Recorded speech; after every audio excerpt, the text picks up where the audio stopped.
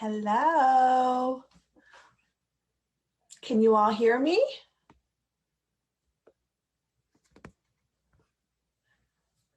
Hidar, are you on? Can you hear me okay?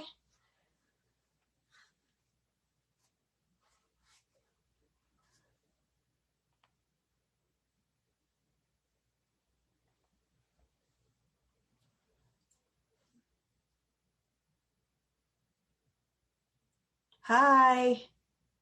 Welcome.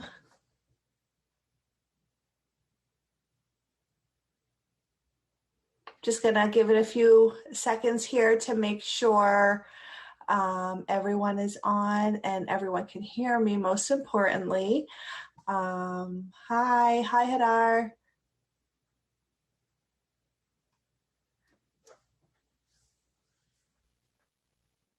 Hi, Erin. Happy to have you here. Hi, Happy New Year. Thank you for having me. Happy New Year. So you can hear me, everything's good to go? Yeah, we can see you and we can hear you perfectly. Perfect. So first of all, I would like to thank ParentGood and also Hadar for allowing me the opportunity to be here today. I'm going to start off by just telling you all a little bit about myself. My name is Erin. I am a pediatric sleep consultant, and I am working here with ParentGood. And I became a sleep consultant because after I became a mom to my son, I was uncertain how to get this little guy to sleep through the night. People kept telling me, sleep when baby sleeps, nap when baby naps. And it just wasn't happening. He wasn't sleeping. I wasn't able to nap when he napped because he wasn't napping long enough. And I'm like, what am I doing wrong? Why is my baby broken? I felt like my baby was broken. So I finally decided to work with a sleep consultant so I could learn the ins and outs of the healthy habit of sleep. After working with a sleep consultant, my little guy started sleeping through the night, 11 to 12 hours, and taking longer naps, sometimes up to 2 hours at 5 months old. I became so passionate about baby and toddler sleep, I decided to become a pediatric sleep consultant so I could teach other parents the same. One of the most important things, not only did I get a happy, fun, loving, energetic child, but I got my husband back. And we had us time again. We had time to sit down and have a glass of wine after he was in bed, or watch a TV show, or even have a late dinner. And that just really meant a lot to the both of us. And you can definitely do the same. There are a lot of sleep consultants out there, but what makes me different? So I don't subscribe any singular theory, method, or book.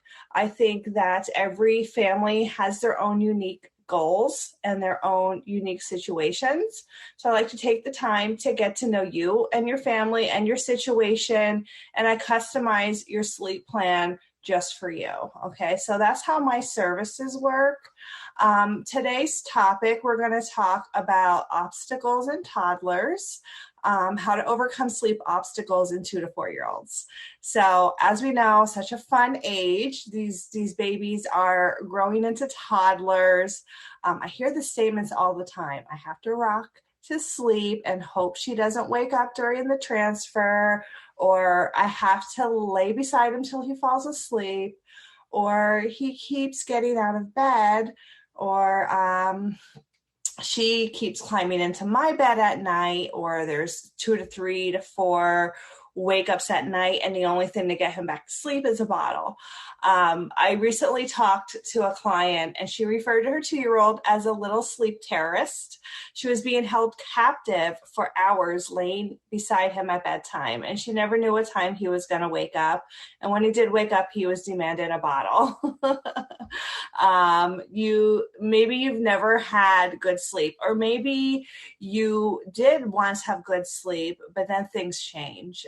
your little one is now having strong opinions about how sleep happens, and you find yourself delivering room service in the middle of the night to meet their needs and requests, or you're nursing or giving them milk in the middle of the night. And these things happen, and there are ways to fix it. Or maybe perhaps you found yourself becoming your child's favorite stuffed animal, and your child likes to snuggle up against you to fall asleep for bedtime and naps. And you have a love-hate relationship with that. Maybe you've gone in one direction where there's a lot of yelling and crying from both parties at bedtime, and no one is feeling good about it, about either of the situations. So I'm here to tell you that there is a solution. We're going to go over a few techniques you can use, and we're going to go over some schedules for 2 to 4 year olds, and we're going to go over a couple little, like a bedtime routine, a typical bedtime routine, and a couple other things. So as you know, parenting is hard. So let's help you out with the first and easiest thing you can do to help ease these bedtime battles. The most common reason parents struggle with bedtime battles between 2 and 4 years old is related to sleep timing. Putting your kids to bed too early or too late based on their age and whether or not they are still napping is a huge struggle. Like, that's one of the biggest struggles parents have with why their child is not napping, you're having the bedtime battle. So either you're putting your toddler down too early after their nap just ended, or maybe they're not napping at all and you're putting them down too late and they're overtired. So let's take a look at sleep timing for 2 to 4 year olds with and without naps. Okay. If you see me looking down, it's because I usually do my presentations on a slideshow. So I'm just going through my slideshow and describing what's in my notes here. So some signs that you're looking for that your timing needs tweaking. So if your toddler lies in bed content for up to an hour before falling asleep, that's one of the signs that the timing is off, okay?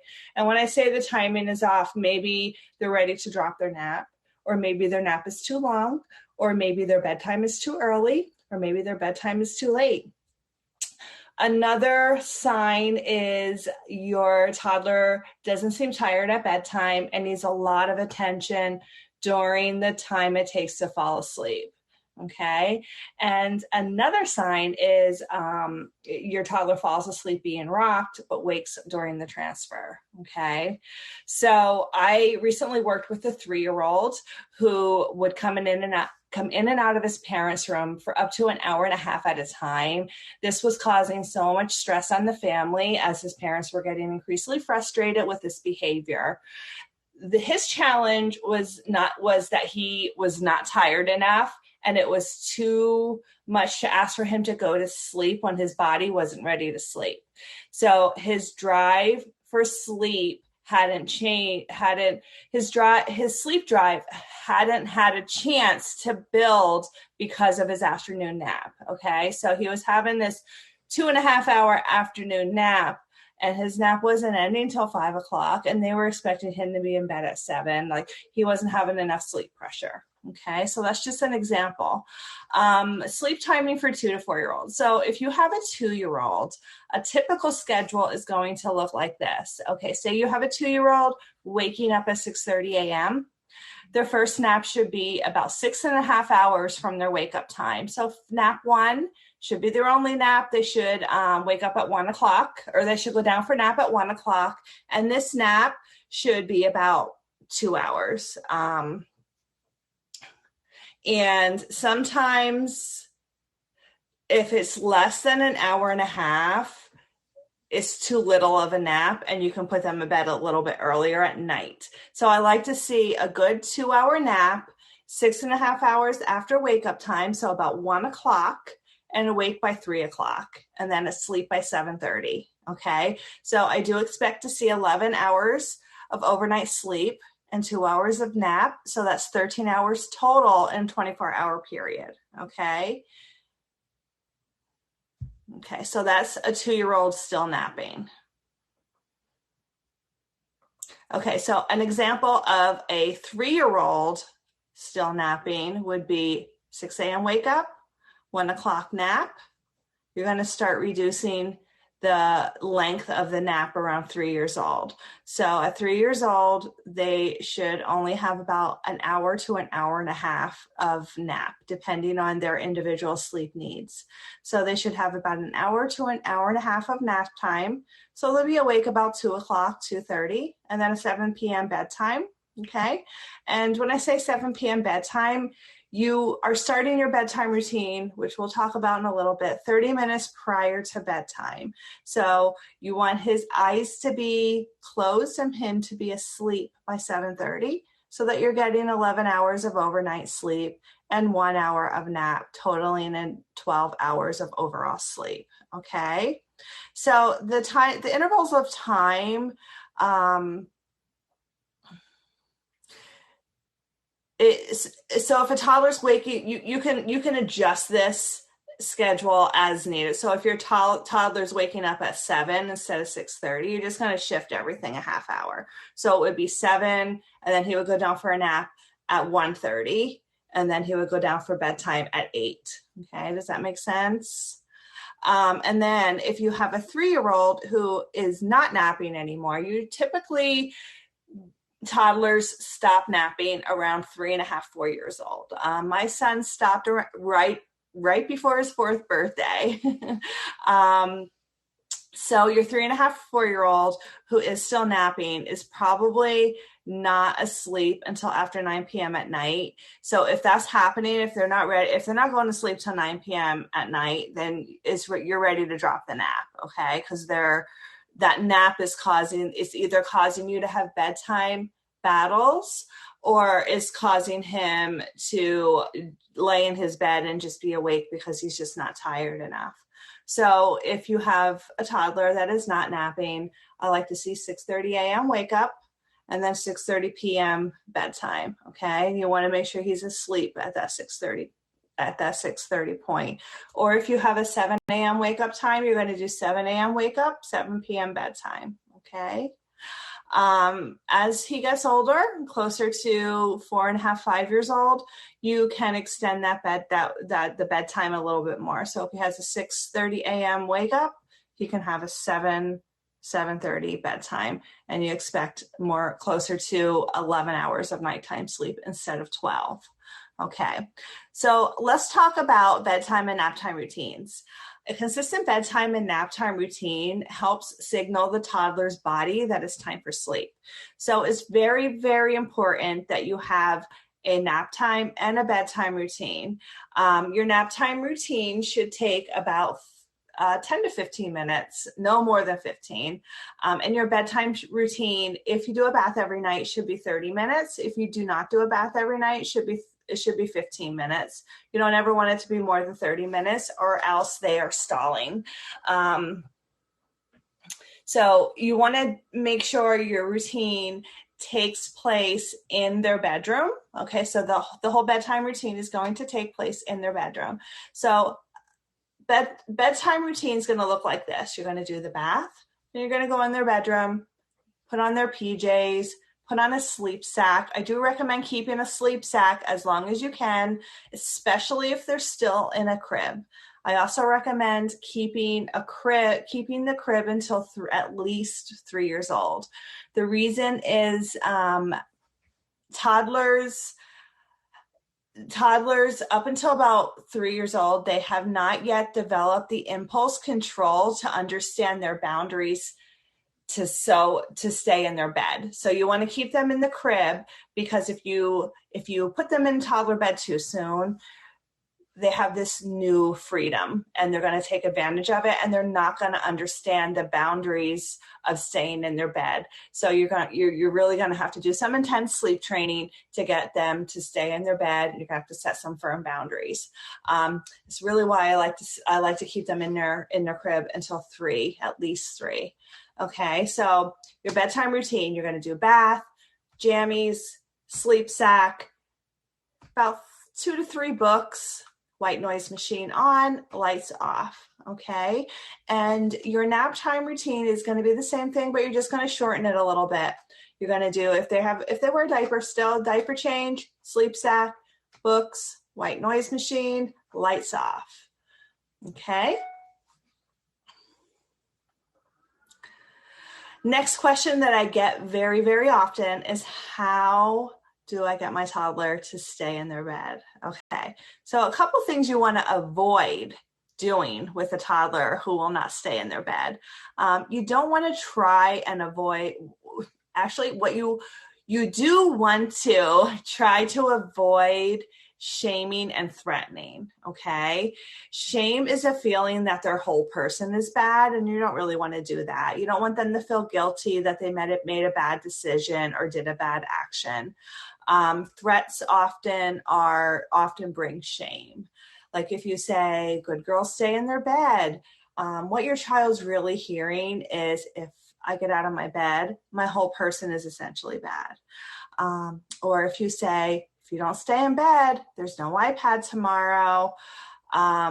So this threat is so far away from the time that the behavior is happening, it's hard for your little one to correlate the two. So the problem is the basis that I have to perform well to deserve good things. So we don't want to set the wrong mindset. You don't want to confuse the toddler. First of all, that threat is too far away. So if you're saying no iPad tomorrow if you get out of your bed. So I do like to use a reward chart along with a toddler clock. When I'm working with toddlers, we do have success with that. And another thing that is, when I work with toddlers that I use is a routine chart. So we have a routine chart, and your toddler, I actually just started working with another company called Reward'em, and they have reward charts that you can stick right on the wall. They're really cool. And your child can put a star next to each step, not a reward chart, a routine chart, as they go through their bedtime routine. And it gives them some control in the situation, because we all know that toddlers love control. So it gives them control of the situation. So because they're putting the sticker on the wall. Also, when you're doing your bedtime routine, give them choices. Let them choose their jammies. Let them choose what books you're going to read. Let them turn off the light when you're walking out, or when you're, if they're still in a crib, you can say to your toddler, blow out the light, and when they blow, just flip the light switch off.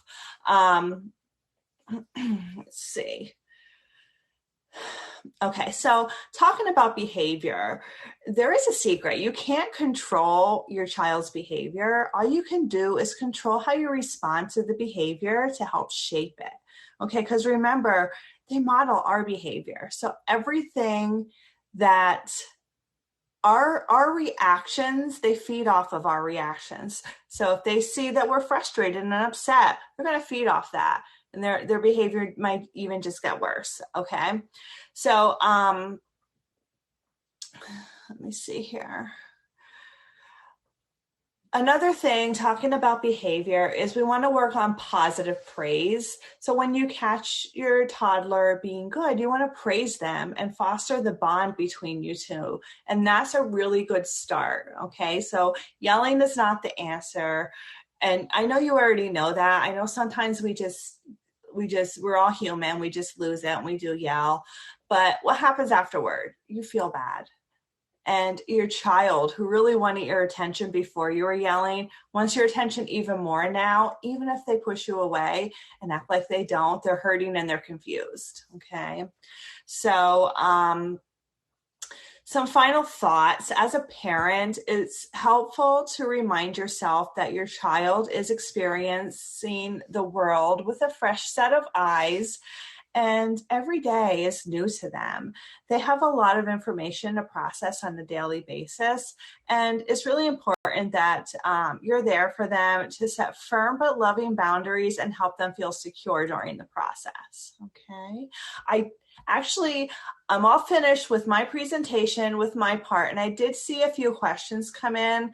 So I'm going to go ahead and answer some questions. And if you have any questions, you can unmute yourself or you can ask them in the comments. Okay. I think I saw one here. Okay. Is it wrong to give kids melatonin before bed?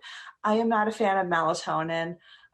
Yes, it may help them fall asleep, but they still end up waking up when they switch their sleep cycles. That's one reason why. Also, I feel like your body produces natural melatonin. Make sure they get a lot of sunshine and vitamin D during the day. When I say vitamin D, natural vitamin D during the day, and make sure the room is dark. Depending on how old your child is, you want to make sure the room is dark because the darkness helps your body produce natural melatonin.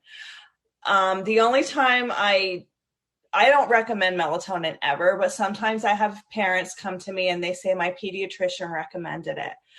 Sometimes pediatricians will recommend it as a bridge, like if maybe they have really good sleep skills, but maybe they're going through some kind of a regression. Maybe they were traveling and came home and they're having trouble getting back on track. That's the only time I kind of say it's okay, but it's only because the pediatrician they're taking the medical advice of their pediatrician.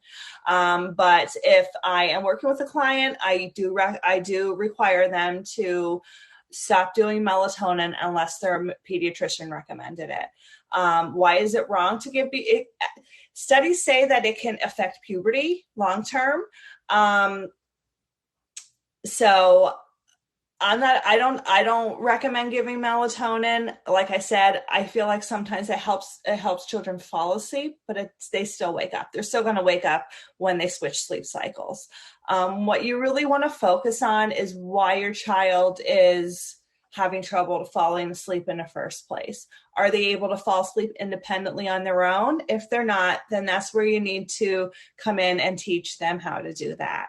Okay. Let's see here. Okay, my 3-year-old doesn't nap and wakes up around 7:30, 8 a.m. on average and won't fall asleep until at least 9. Felt like that was late. We started melatonin, but is that normal timing for bed, or should she be awake about 12 hours and sleeping about 12 hours? Okay, so she's almost 4. She's probably, did you say she's not napping? Yep, so at 4 years old, she probably does not need that nap anymore. No naps. And if she's waking up at 7:30, 8 o'clock a.m., yes, I'd like to see 12 hours at night for a 4-year-old. So if she's waking up at 8, her bedtime should be 8. I would try to stick to a consistent wake up time and a consistent bedtime. And again, make sure you have a bedtime routine because that's going to help signal her body that it's time for bed.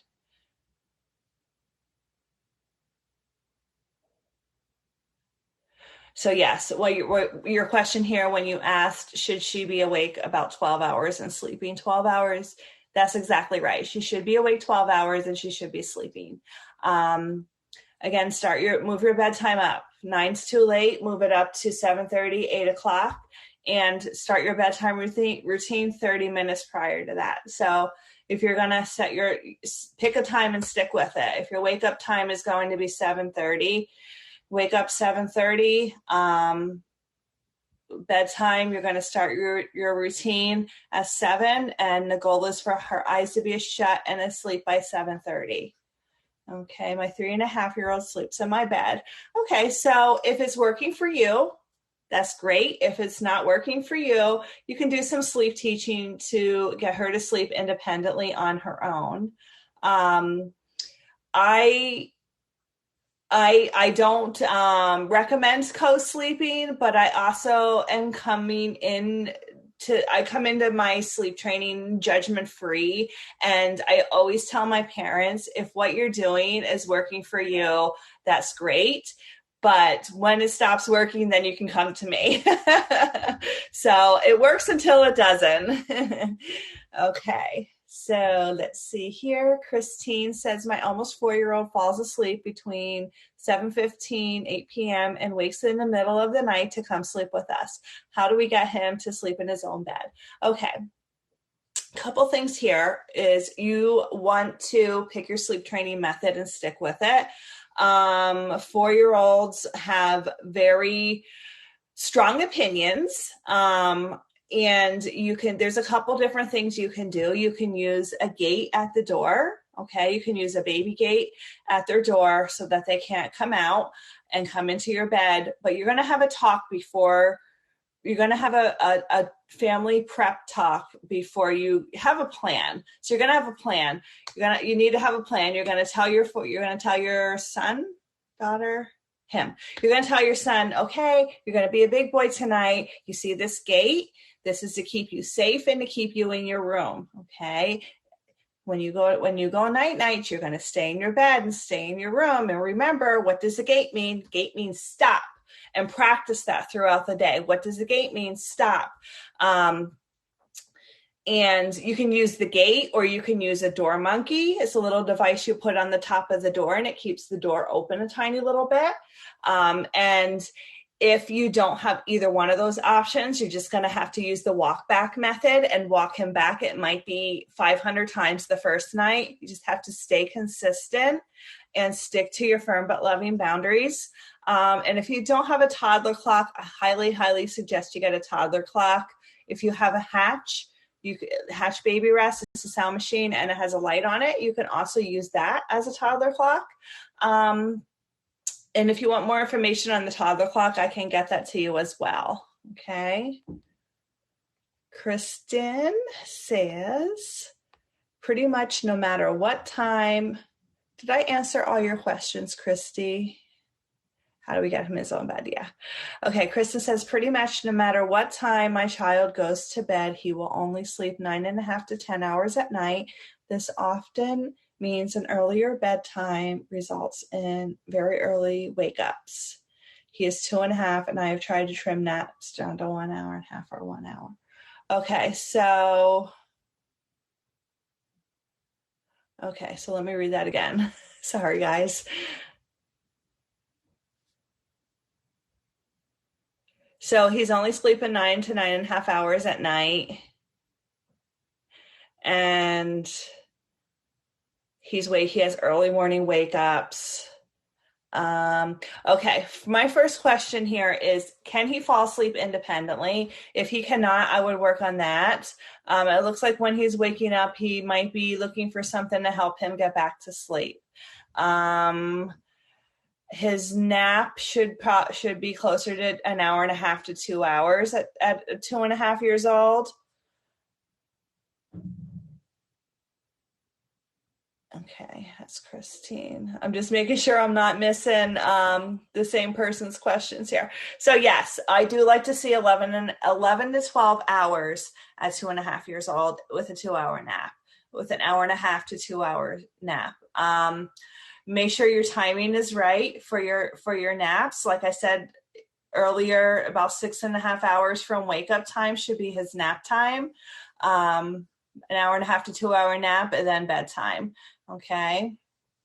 So Christine, let's go back and see. Okay. So he sleeps with his 2-year-old brother, and is his brother in a crib? If his brother's in a crib, then that should be okay. You just have to make sure you have a sound machine in there. And make sure you can actually even use 2 sound machines. Sound machines, you could put them as loud between 60 and 70 decibels. If you have a sound machine and you're like, well, how do I measure that? There's actually an app on your phone. It's called Decibel X that you can download, and it tells you how loud the sound machine is. Hadar says toddler clocks are awesome. They are. I even have a handout on toddler clocks. Cheyenne, yes, a toddler clock and an okay to wake clock are the same thing. You can even use the toddler clock for nap time. You can use it for wake ups and for nap time. Or if your child is not napping anymore, you can use it for quiet time. I highly recommend you do quiet time if your child's not napping.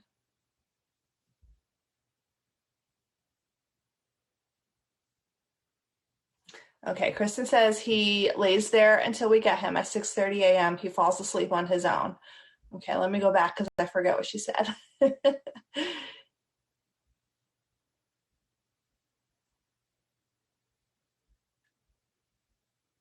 Earlier wake ups.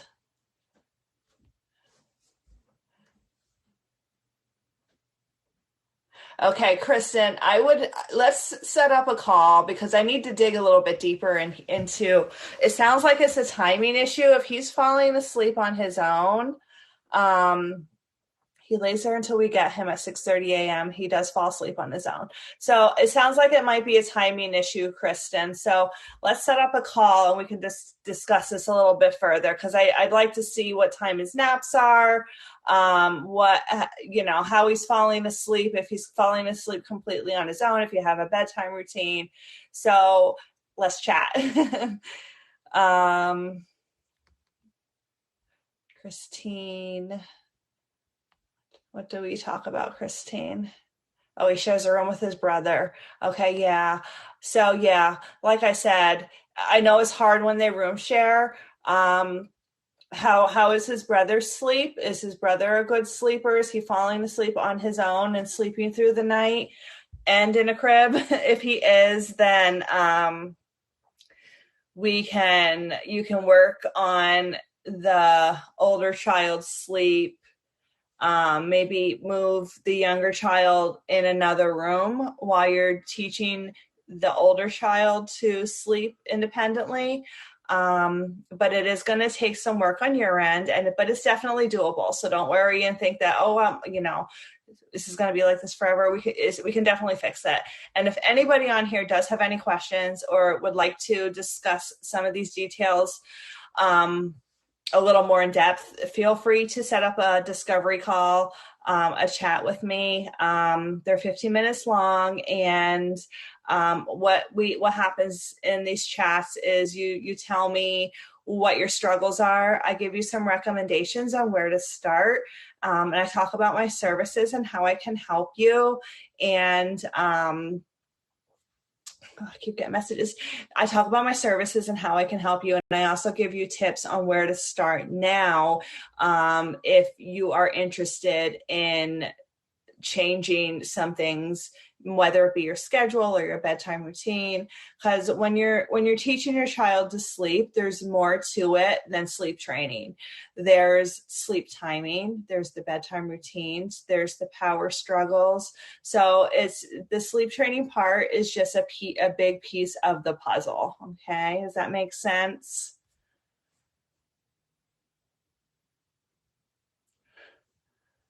Does anybody else have any other questions?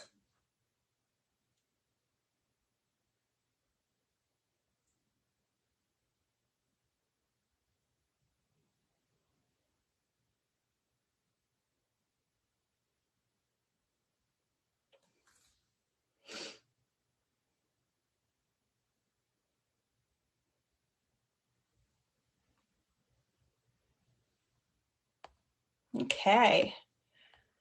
You guys are quiet in here tonight, but you have some really great questions. I love questions.